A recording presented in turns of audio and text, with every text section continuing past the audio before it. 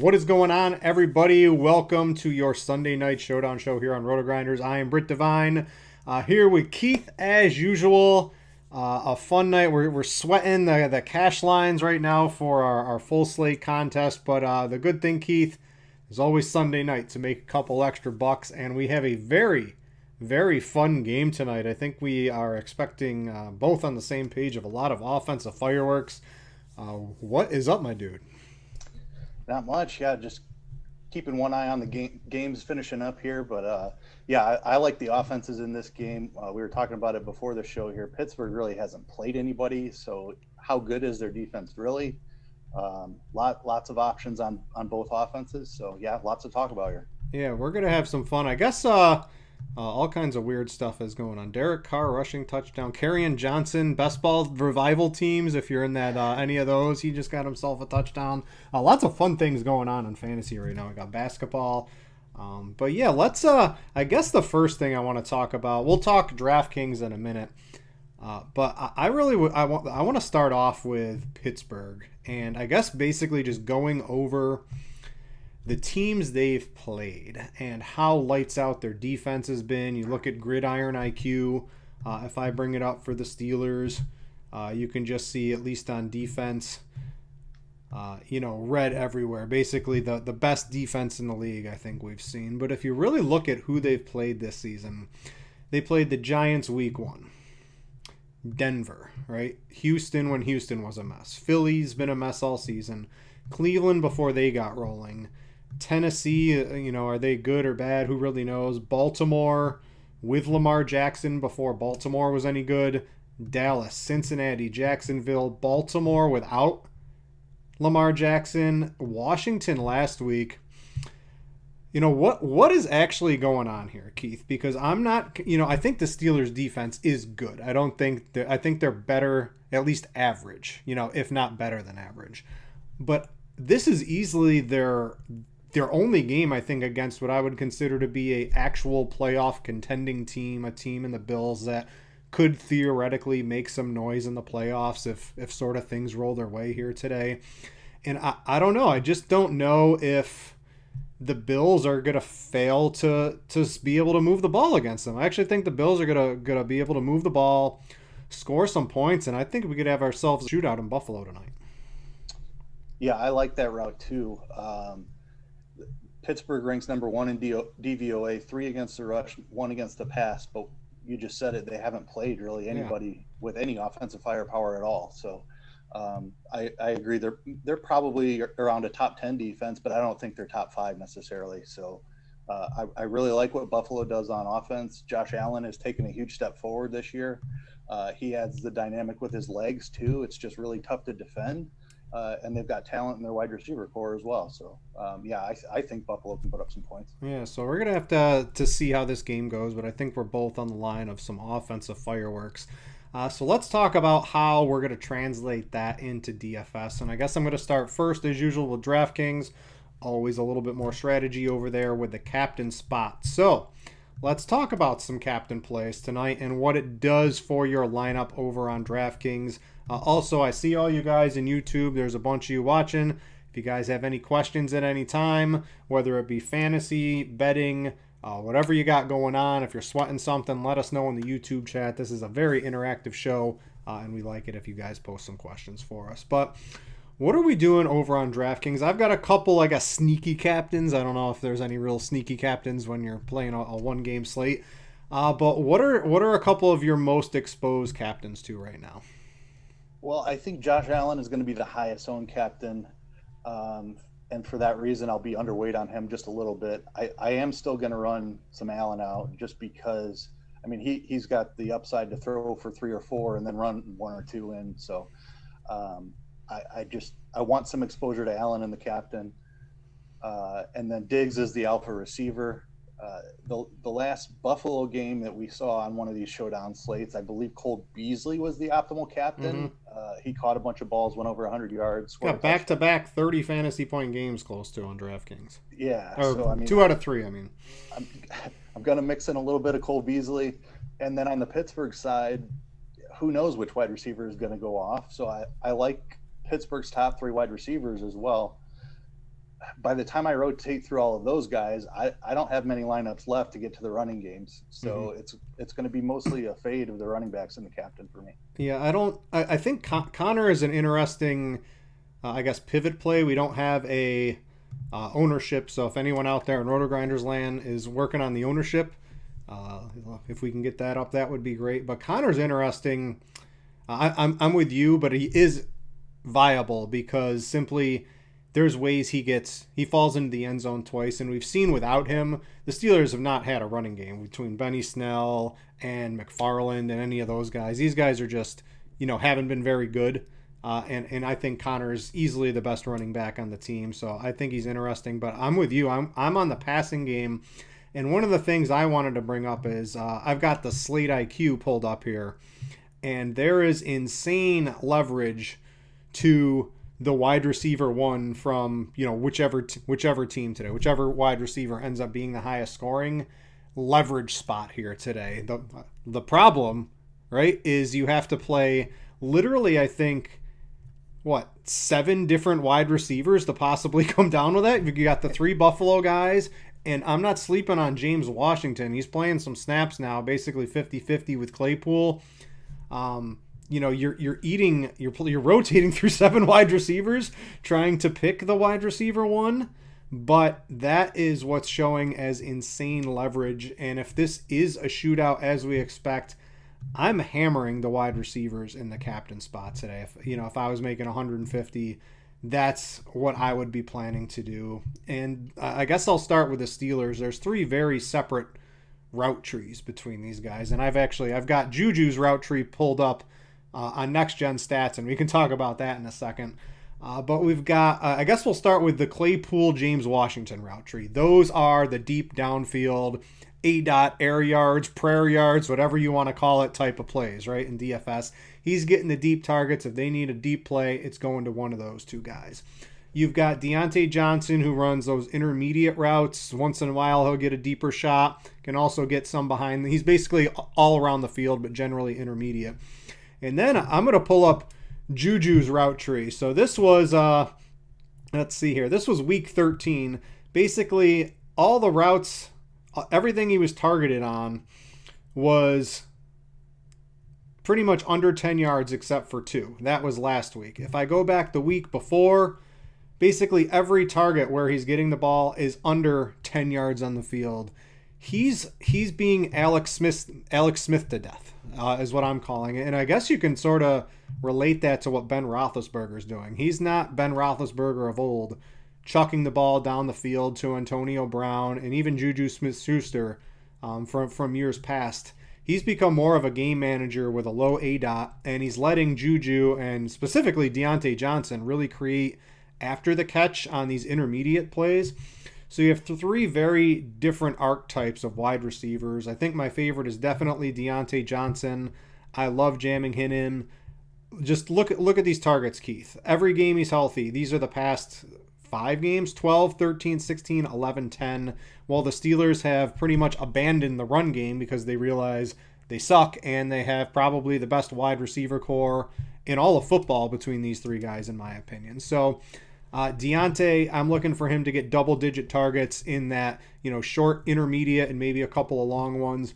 Claypool and Washington are going to split on the outside, getting those deep balls, a big shot. They nail one of those 30, 40-yarders with the touchdown. They're on their way to, probably appearing in the optimal. I do think Tre'Davious White from the Bills will probably be covering Claypool on the outside for those.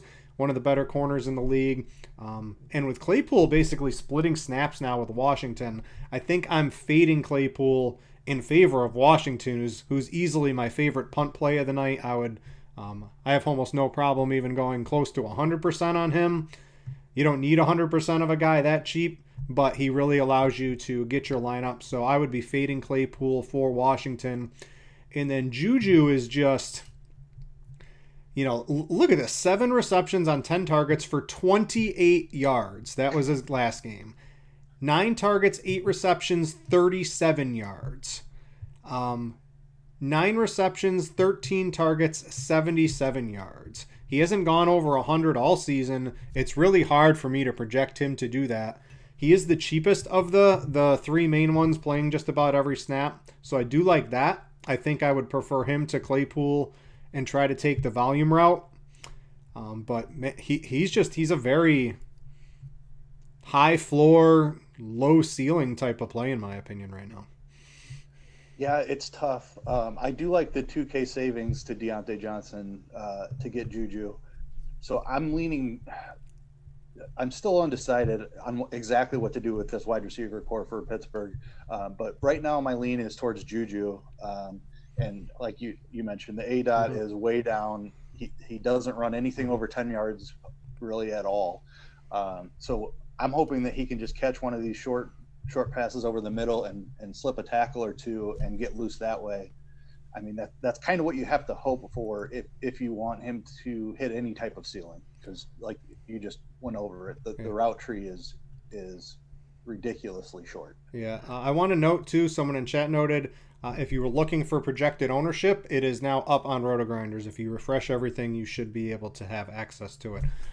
Thank you. Now we can see who we're where we can gain some leverage tonight on the owner. Change my opinion on the ownership. So let me just go through here. It looks like Deontay Johnson, a little over 50% of lineups tonight. I think that's probably right. I really do like him. Claypool's coming in at 36, basically neck and neck with Juju. I would prefer the cost savings of Juju to Claypool. I think Claypool is a little, those splitting snaps with Washington. I'll pay $1,000 for James Washington instead of all that money for Claypool pretty easily tonight. And then you've got Juju, the target low ADOT hog, basically replacing the running game. And I still think the Steelers are going to keep passing. They know they have a very good set of wide receivers, and Roethlisberger has been doing reasonably good in this role here. So I don't really see any reason for them to change that. So look for Juju to get peppered with targets at or around the line of scrimmage, and hopefully he can break one today. So that's basically our breakdown. I want to throw Eric Ebron into this because I usually like to separate out the positions, but it's very hard for Ebron. Might be one of my favorite plays of the day. He's coming in at 17% ownership. If that's true, I have no problem going close to probably 50% ownership, and we're going to pray that the Stone Hands holds on to the touchdown that he's inevitably going, the red zone touchdown look that hits his hands. We're going to pray he holds on to it today, because the dude has seen 7, 11, and 11 targets in his past couple of games here. And it's very clear this is a passing team. And with that amount of volume, if he sees that, I like that. And he's definitely a high red zone threat to score a touchdown tonight. He's probably my favorite swerve at ownership. I'd play him, over Claypool. Very neck and neck if a lot of people are playing Juju. Ebron is definitely a way I'm going to gain leverage tonight. Yeah, I like that. The Juju ownership is what I was hoping to see, being the lowest owned of the three at the cheapest price, and that's why my initial lean was to Juju. That Ebron ownership looks very nice. We've seen them get targeted in the red zone all the time, so it's just a matter of whether he's going to catch it or not. All right, let's go over to the Bills. I talked a lot on the Buffalo side here. I'm going to let you kind of give whatever your thoughts are on the Bills to hear some of your thoughts on that. Yeah, it's Diggs for me. Just heavy ownership over anybody else. I mentioned that we just saw Cole Beasley go off. He's been 2 games in a row now. He's really had solid production. Hoping that drags a little bit of Diggs' ownership over to Beasley, and people are scared to pay up for Diggs. We've seen Diggs operate as a true number 1 receiver in Buffalo earlier this year. So it's Diggs for me. He's going to be my highest owned captain. I do want to know, I'm looking at the Steelers and actives. Joe Hayden's out after that concussion last week, so that is a little bit of a loss on the defensive side. And if you had Anthony McFarland in your lineups, he is an active for the Steelers. If you were hoping for a 2-touch hope and a prayer running back, he will actually get you a 0 tonight because he will not be playing. So if you had him in, get him out of your lineups.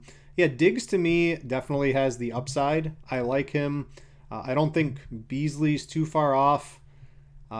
Gabe Davis, I'm a little lower on. I think his matchup's probably the toughest on, who he should see at cornerback. But I think Diggs and Beasley are probably my preferred options in the receiving game there. And if you can always hope in a prayer Ray McLeod, you can always hope in a prayer Isaiah McKenzie, but I'm not really focusing too much on those guys. James Washington is really my cutoff. If he's just 17.6% owned, he can get 3 targets and catch a touchdown and have 80 yards, and that'll really do it at that price tag tonight. So I'm definitely overweight, me personally, on Washington and Ebron compared to the rest of the field. Let's go to a running back situation. Maybe we could talk a couple rules here too. What does, I saw, if you guys are premium members or if you're not premium members, I'll give you a little look behind the paywall of the NFL DFS expert survey. It's a premium piece for almost every Showdown slate here on Rotogrinders. If you're not a premium member, you want to save $5 on your first month, you want to test it out instead of $39.99. You can get it for $34.99. You can go to rotogrinders.com/media/SNF for Sunday Night Football, and you will be able to get your first month of Rotogrinders premium for $5 less. But there's always these things. What's a rule you want to put in here? And let me find it here. Maybe we'll go through everybody's. Let's see here. Yours, Moss and Singletary, and this makes plenty of sense, right? And I have a hard time really even throwing those guys in with Josh Allen lineups because he's the true goal line running back. There's ways I think that either one can appear in a winning lineup with Josh Allen, but I generally wouldn't pair that much here. But there's literally no chance against the Steelers both of these running backs end up in an optimal lineup tonight. Yeah, I mean, their price. So typically price is a huge factor in whether I want to play running backs together or not. Their price is almost low enough where I considered it. But yeah, there just isn't enough upside to play both of them together. I don't mind Allen and one of them together, but I'm not going to play both of the running backs in the same lineup, and definitely not in the same lineup with Allen. With Moss, you're hoping for the short goal line touchdown after maybe they try it with Allen and he fails. Singletary, for him to score, it's really got to be a screen pass or he takes one from like 20 yards out or something like that. Yeah, let's talk about the Buffalo running backs here because we saw last week Zach Moss, he fumbled earlier in the game and was basically benched for the rest of the game, and Singletary was able to have himself a reasonable fantasy game. Before that, I think Moss was really starting to eat into Singletary. I don't think I envision the punishment lasting more than 1 week for the rookie. What's your expectations of workload? If I gave you 15 touches as the over-under for either running back tonight, I think I would probably hit the under on that. I think it's going to be pretty close, maybe Singletary 1 or 2 more, but pretty much an even split in my eyes. Yeah, I would definitely take the under on Moss, and that's right about where I would guess for Singletary. I think that Singletary is slightly ahead, with Moss maybe ahead towards the goal line. So, I mean, in my opinion, I'm just not really interested in either one of them because of that and because of Josh Allen's presence to vulture the touchdowns. So these are 2 of my biggest fades on the slate. Yeah, and just make sure if you do play them, I do like your rule here in the expert survey of limiting them to not really showing up in either lineup tonight. But, I'm not really on those. I think the general public is probably going to be on the passing game too, but I still think there's going to be enough people, right? Singletary 37%, Moss 20%. If you cut both of those in half in your exposures, I think that's pretty reasonable way to make lineups tonight, right? So I'm with you on I'd be underweight on both of those guys. Yep, I'm hoping that the people see Singletary's workload from last week, don't realize that Moss kind of got put on the bench, and they play him even higher than that 37%, thinking that he's kind of taken over the role. Yeah, we've got a couple of questions here. Again, guys, feel free to ask any questions. Captain, FanDuel, DraftKings, sports betting, over-unders, props, whatever you got, we can try to answer that for you here. NY Jets wanted to know, is it viable to play Deontay Johnson and the captain without any other Pittsburgh wide receivers or Big Ben? And I would say to that one. I would definitely play Deontay Johnson in the captain with Ben Roethlisberger in the flex. There's obviously ways Deontay can get there without Ben appearing in the optimal lineup, but I would generally, if I'm rostering a wide receiver in the captain, I'm generally going to have the quarterback in the flex somewhere. Yep, I agree. I would definitely play Ben with Deontay. The one wide receiver that I would do it with would be Claypool, and it's because we've seen them scheme end arounds and things like that to him on the goal line. A Claypool, like 2 bombs, and maybe Roethlisberger doesn't throw for like 250 yards, right? And maybe Connor gets 2 touchdowns. You don't play Big Ben. Somehow maybe that gets there. But with Deontay, with all those receptions, I don't know. I would play Ben Roethlisberger if Deontay's my captain here. Michael Trillo, you want to know, do you think it's worth rostering both quarterbacks tonight? So let me look. Let's run through a couple lineups here. I want to get to the defense and the kickers because I think maybe the kickers are reasonably viable tonight. I'm not really on the defenses. Of course, you can play the Steelers. They're going to get some sacks, but I don't think I'm really on the Bills defense at all today. But let's see, right? Let's you want to throw one of the quarterbacks in the captain, or you want to take a shot on one of the receivers here and jam in both quarterbacks, see what we have to work with. So if it's going to be a quarterback, I would go Allen. My preference would be Diggs in the captain. All right, so let's throw Diggs in the captain. And of course, we've got to play Allen with that lineup, I believe, right? And then we've got to, if we're playing Big Ben, right? That leaves you with 4,000 on DraftKings. So you're dumpster diving if you do this. Nope. Is this viable to play? You know, you're probably going to play James Washington. You're probably going to have to take a shot on Gabe Davis maybe. I like Ebron. He's sort of my sneaky guy. But you're really limiting yourself, right? You're playing at least one part-time player in Washington, and you're definitely going to have to play another part-time player to do that. So are you making these Diggs, both quarterbacks, hope and a prayer twice type of lineups tonight? I don't know if I like those. I am playing a few of them. I would say the more popular build, I'm going with 2 pass catchers from Pittsburgh in my Diggs captain lineups rather than Ben. Mm-hmm. Yeah, hoping Ben spreads it around a little bit. Yep, exactly. Yeah, and then he's been doing that. Salary savings to go down from Ben to the wide receivers too. So yeah, I like Washington. I would definitely take the over on Washington's projected ownership at 17. If I was MMEing, I'd probably have close to 40 or 50 or something like that.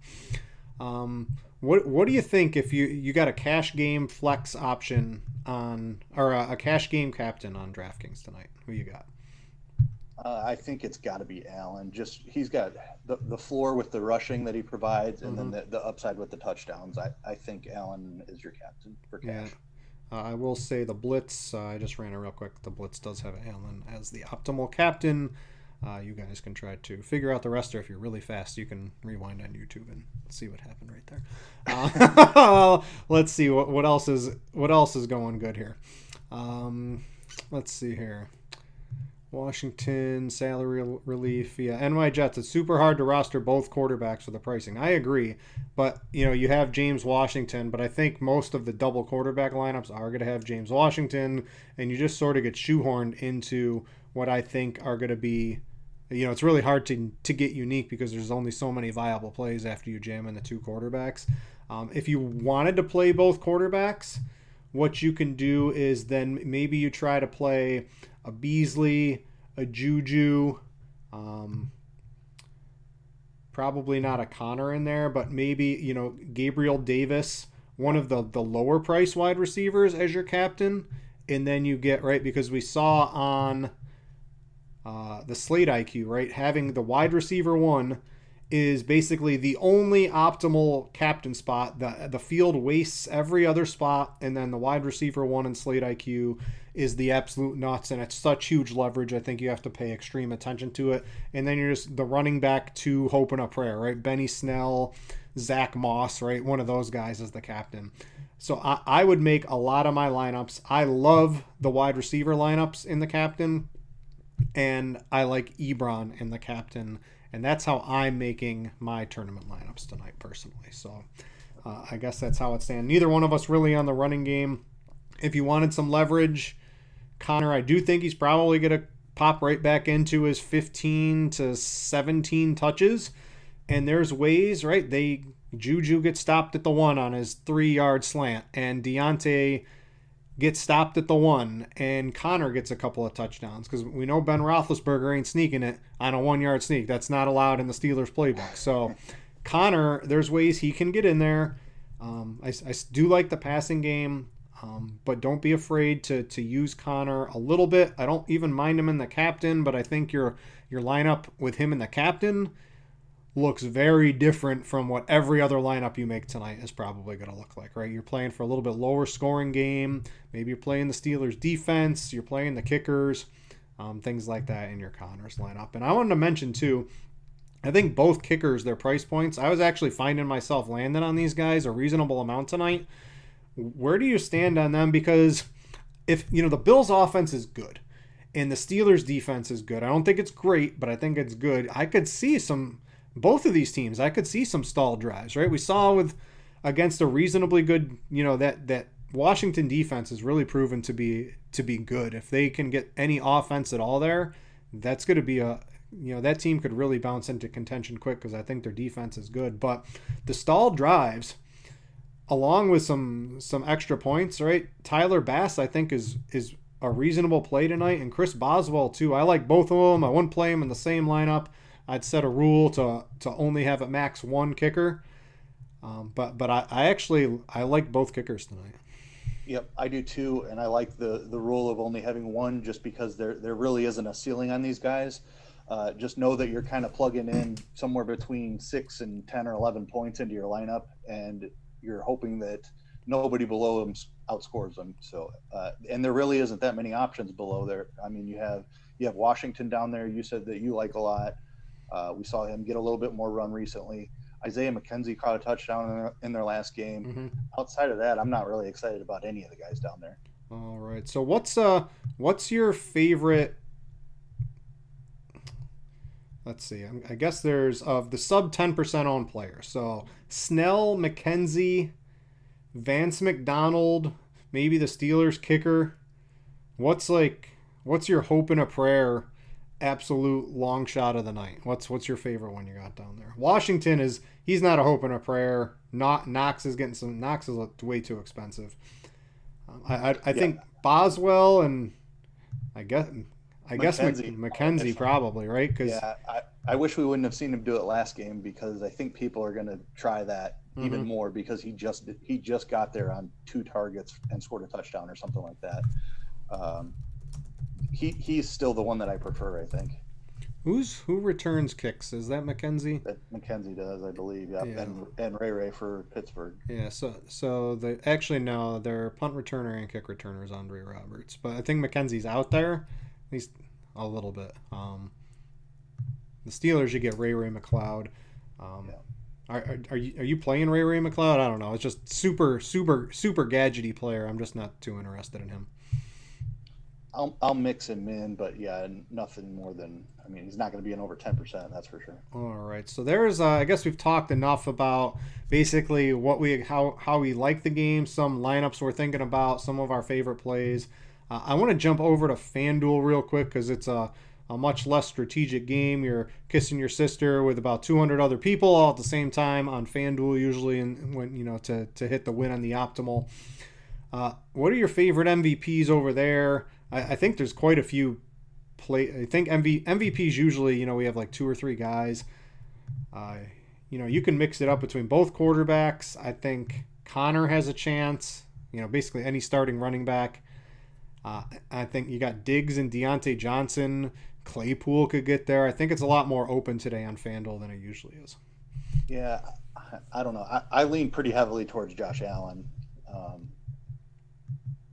Just for the touch. I mean, if he runs one in, it's going to be tough to outscore him. Mm-hmm. I mean, I guess if he only throws for 1 and then runs one in, it's possible if Ben throws for 3 or something like that. But Allen is my definite favorite. Let me refresh and see if we have projected ownership on FanDuel up. Let's see. Yes, it has come in here. So we have Josh Allen pretty much as the highest owned. I think that's a pretty easy take to have tonight.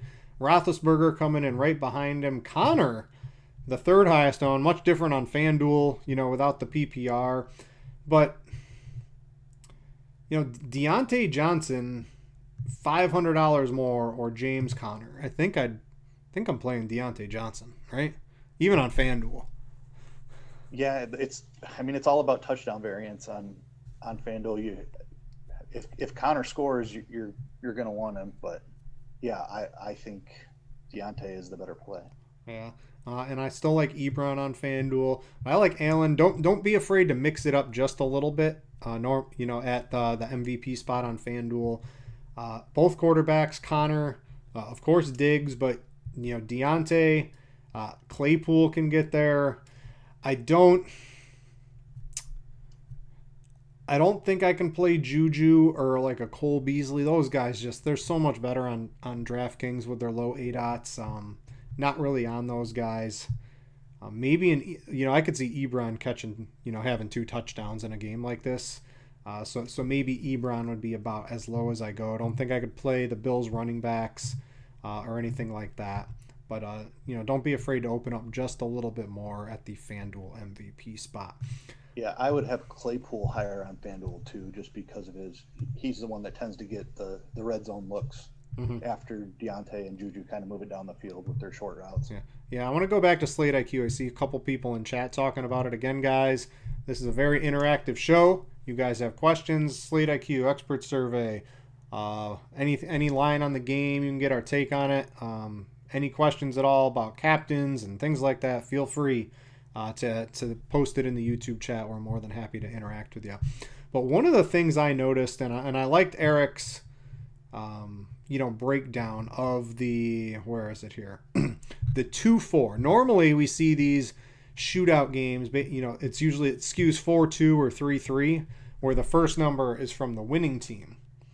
Today it's actually the opposite of that, where the 2-4, two players from the losing or the winning team with 4 teams from the losing team is what's popping up as having big leverage. And I think this is more, he explained it in the article, but it's really boiling down to the Bills are favored and the Steelers pass the ball a lot and they spread the ball around.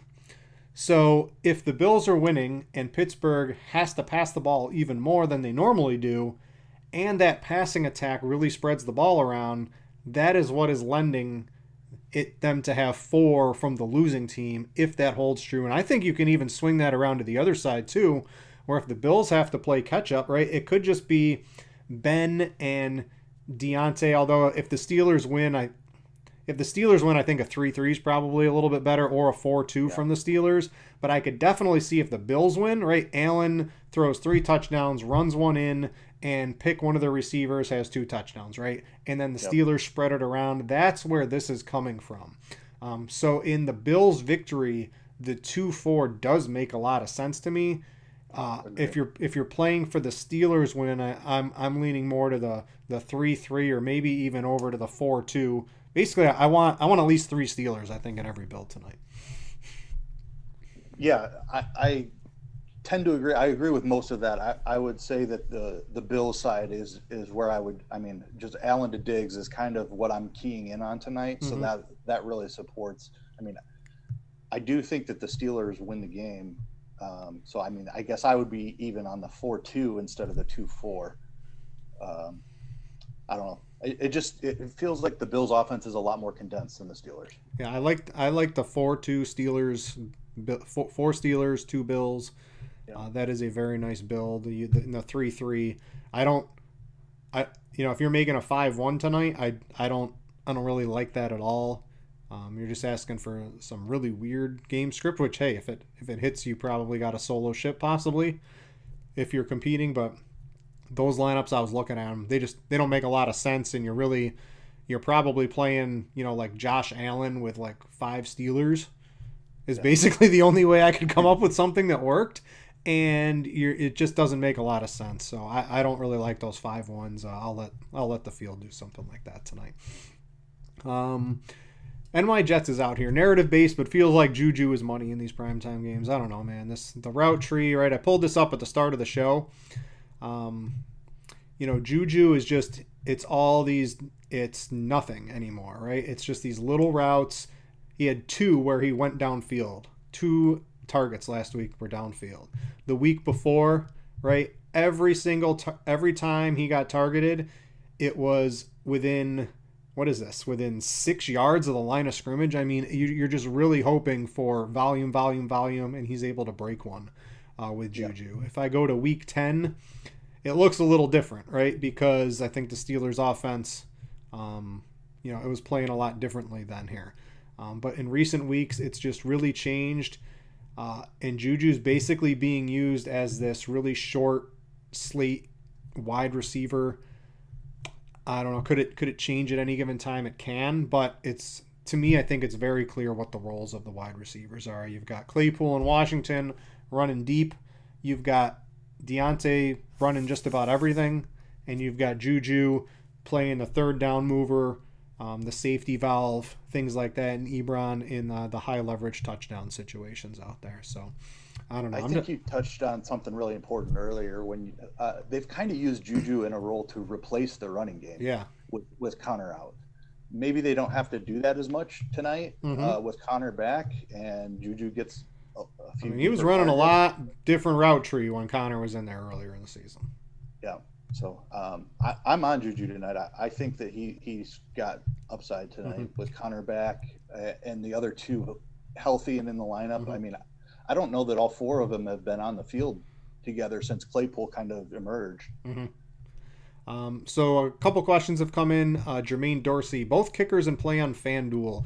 I like both kickers tonight. I think you could see the offenses move the ball but maybe stall out a couple of times.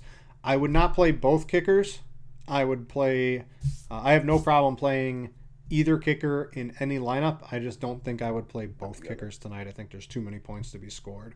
But if one kicker ends up on your lineups, I think that's okay tonight. And I generally don't like the kickers all too much. He's also asking the highest MVP on FanDuel. Pretty hard on FanDuel to not project Josh Allen to be the highest scoring player, correct? Yeah, correct. Even against the tough Steelers defense. If you guys missed the beginning of the show, we sort of went over. I guess we can run into that here. There's quite a few people watching now that weren't at the beginning of the show. But the Steelers, I guess my thesis for this whole game is look at who the Steelers have played when they played them, and it's really a whole bunch of nothing all season long, right? The Giants to start, Denver, Houston when they were horrible, Philadelphia was horrible, Cleveland was horrible, Tennessee was really finding themselves. It wasn't December yet, so now it's December. Tennessee's good. Baltimore, before they really, they were really struggling. Lamar Jackson was hurt. Dallas, Cincinnati, Jacksonville, Baltimore without Lamar Jackson, and Washington. They I don't think they've played a playoff team. I know the Browns are there, but the Browns aren't going to win the Super Bowl. I don't think they have any chance to get there. I think the Bills have a outside chance of making some noise in the AFC. This is their first actual test. And sure, the numbers on the Steelers defense look good, but it's just they've really played a whole bunch of nothing. I think they're a good defense, maybe not the best in the league. They lost their best defensive player either a game or 2 games ago. I think that's probably going to hurt them a little bit tonight. I'm expecting fireworks in this game. That's how I'm playing it. Yeah, and Josh Allen's talent is the other factor in that for me. I just think Josh I've been an Allen hater for a little while, but you gotta. He looks different. He looks different. They're calling good plays. What do you know? Adding, Stephon Diggs, an objectively top 10, if not higher, wide receiver in the league really helps your offense get a lot better. Yep. Let's see here. Dylan Moon, you want to know Connor and Snell together with no Ben and one Steeler wide receiver viable. You will have a unique lineup if you do that tonight. I don't know. I didn't pull the trigger on any lineups like that tonight when I was hand building, right? Get that in there. But I think you're playing hard for an under if you're going that route. Yeah. And just hoping that there's no passing touchdowns. I don't think I'd play Connor and Snell together. I wouldn't play. I wouldn't. Yeah, I don't think I'd do that. And I wouldn't play either Buffalo running back together in the same lineup either. Yeah. Let's see. Are Diggs and Beasley in a smash spot after the Redskins exposing the Steelers defense? That's what I'm on tonight. I'm never going to say Beasley's in a smash spot because it's, I mean, he's always open, but he's very slow once he actually catches the ball. But he gets open and he makes even the best cornerbacks look silly sometimes. Diggs is always in play. Beasley is much more in play for me on DraftKings than on FanDuel. He's had some really good games without John Brown in there. It's really hard to ignore that. I do believe I think he has a tough matchup tonight, though. Yeah, it's volume based, so that correlates directly to DraftKings. I mean, you want that full point per reception for Beasley. I think Diggs is in play on both for sure. Let's see. I'm going to do a quick check. Let's see. Did Waller do anything at the end of the game? Waller did not do enough. Devontae Adams did not do enough. All right, so that ends that. You might have gotten there with Adams. I think he got up to. Yeah, he crossed the 100-yard bonus. Yeah, so you got there on DraftKings. Yeah. All right. Let's see here again, guys. If you have any other questions, there's quite a few of you in here, either on YouTube or on Rotogrinders. I've got the chat up. More than willing to ask you questions. We're probably going to get out of here in, I would say, 5 to 10 minutes to go finish making our lineups for the night. So feel free to take a look. One other quick reminder. If you've seen me talking about the Slate IQ, if you've seen me talking about the expert survey, right? If you want to know who not just Keith, but who Squirrel Patrol, Head Chopper, and STL Cards plan on being the most underweight on compared to the field, looks like a lot of them are underweight James Conner. I think Conner's slightly more interesting than I think the field, although maybe I'd just be in line with the field tonight on Conner. If you want answers to that, a bunch of other things, you want to see Slate IQ for yourself and really dig into it. If you've never been a Rotogrinders premium member before, you can get $5 off your first month. Go to rotogrinders.com/media /SNF for Sunday Night Football, and you'll be able to get $5 off your first month here. Let's see. Couple of other questions. Should I play Juju and Johnson with Big Ben? Yes, that sounds like a very good lineup to me. Yep.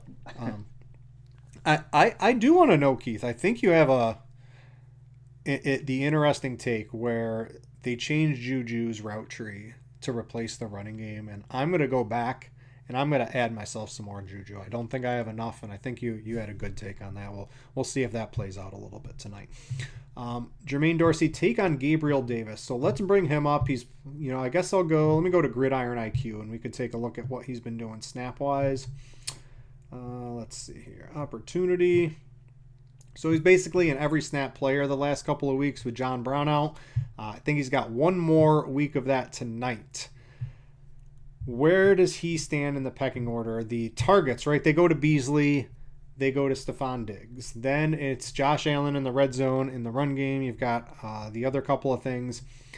You can see not a ton of targets recently. 4 targets. I think he had the passing touchdown. No, he was on the receiving end of that touchdown, right? So it's not like he's not a target hog, but he is, he's very capable of the big play. We've seen that a couple of times already this year. I think I'm fine. I don't have a strong tape at his ownership. I mean, on DraftKings at 18.4, I have a feeling it's going to be a little bit higher than that, correct? Yeah, I think so, but I think that Beasley's going to eat up a bunch of it just because of what we've seen recently. So I do like Gabe Davis tonight. The thing with him is it's really they're high value opportunities. They seem to target him in the red zone quite a bit, and I can actually look at that. Yeah, he actually leads the team in end zone targets with 8 this year. We talked about how Beasley is volume based. Well, I would say that Davis is touchdown dependent. So that's more of a FanDuel play. I would play Davis on FanDuel and Beasley on DraftKings. Are you less likely to have the Bills tight ends this slate? I don't find myself with Knox or Croft is like a Hail Mary, 1 reception for 3 yards and a touchdown type of play. It can get. I don't even know if that ends up in the optimal if he hits that. Croft has been inactive recently. Coach's decision. I'm not even sure. I didn't have a chance. I actually didn't look at the Bills inactives for tonight yet.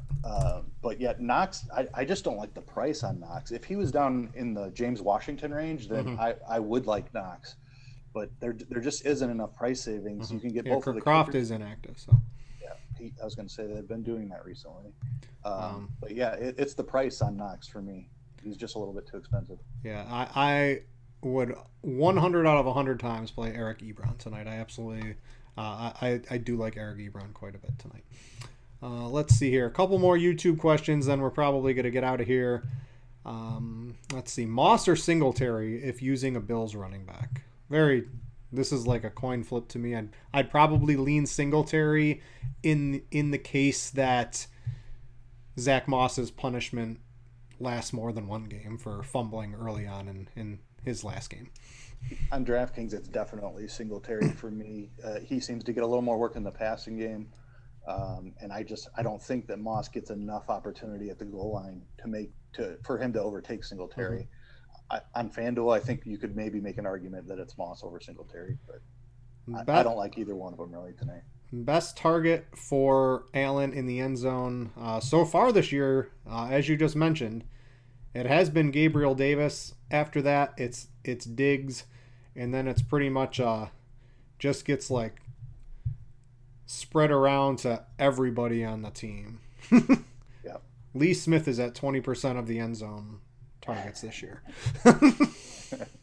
that's probably not playing too much Lee Smith tonight. They don't throw it into the end zone very often is kind of the point of that whole statement there. It's Allen running it in quite a bit. Let's see here. Big Ben or Johnson as captain. I like Deontay Johnson if I'm taking that. I like the receivers, and I like Ebron as captain plays tonight on DraftKings. Which kicker do you like best? If I had to, like, gun to my head, I'm probably taking the Bills kicker, but I think they're both fine. I would not play them both in the same lineup, but I think there's ways both defenses are just good enough, and both offenses, are just, you got this little short passing game. If they don't complete one of them, you could see some field goals. Josh Allen could always make a bad pass. Hasn't been as much this year, but he does some stupid things. I could see a kicker being in the optimal tonight somewhat easily. I guess gun to my head, I'm going to take the Bills kicker. Yeah, I don't have a strong take. It's flip a coin. I mean, the Bills kicker is projected slightly ahead, but that's based on the team total. So, I mean, yeah, it's flip a coin. All right, let's see here. I think that's going to end the show. I think the questions have sort of died down tonight, Keith. We're going to go put some last touches. I'm going to maybe get an extra Juju share or two if the big contests haven't closed on DraftKings by then. But we appreciate you guys tuning into these shows for Sunday night. I love doing these. I used to hate on Showdown when it first came out, Keith, dude. I was like, these sites are ruining the game with the one-game slate. But you know what? I've grown to like them over the years. As age has gotten me, I've become less mean to the sites and all that stuff. And I sort of like the Showdown slates now. There's a lot more theory than I think you originally think there is once you start looking at it. So have fun. There's always a lot of money to be made, and good luck in your games out there tonight. Keith, any final thoughts? Nope, I don't have anything. Good luck, everybody. All right. Thanks for watching, everybody. Keith will be here next week, and I'll be on the week after that. So that's going to do it for tonight's Showdown show here on Rotogrinders. Thanks to everybody for watching, and we out ya.